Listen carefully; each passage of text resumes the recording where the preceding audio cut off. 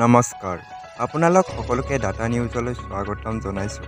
অসমৰ লগতে ভাৰতৰ বিভিন্ন প্ৰান্তৰ পৰা আজিৰ দিনটোৰ গুৰুত্বপূৰ্ণ বাতৰিবোৰ লৈ আহিছোঁ।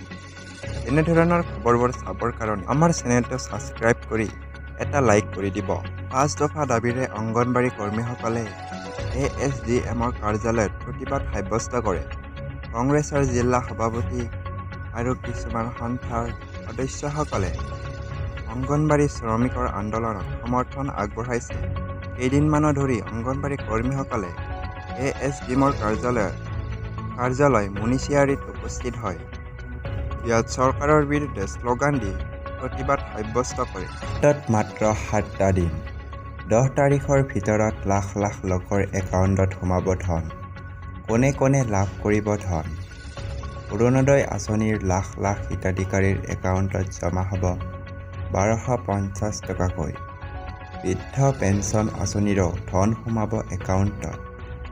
বিধৱা পেঞ্চন আঁচনিৰো ধন সোমাব একাউণ্টত। উৎকট গৰমে দহিব ৰাজ্যবাসীক। বিহুৰ পূৰ্বেই প্ৰচণ্ড গৰম পৰিব ৰাজ্যত।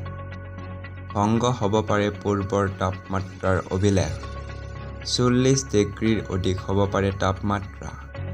অসমৰ লগতে দেশৰ কেইবাখনো ৰাজ্যত গৰমৰ সতৰ্কবাণী। কৰ্ণাটক, অন্ধ্ৰপ্ৰদেশ আৰু উত্তৰাখণ্ডত পৰিছে প্ৰচণ্ড গৰম।